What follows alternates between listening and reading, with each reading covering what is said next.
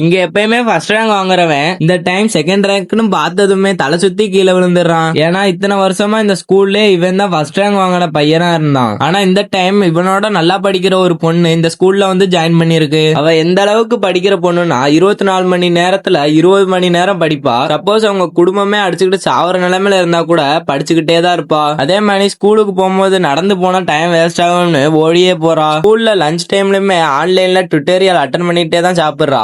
இவ்வளவு நேரம் படிக்கிறதுனாலே பகல்ல தூக்கம் வரும். தூக்கத்தை போக வைக்க காஃபியை குடிச்சா பாத்ரூம் வரும். அதனால காபி தூளை டைரக்டா வாயில கொட்டிடுறா. இப்ப செகண்ட் ரேங்க் வந்தவனுக்கு கடுப்பாயி இவனும் அதே மாதிரி படிச்சு ஃபர்ஸ்ட் ரேங்க் வாங்கணும் வெறி வருது.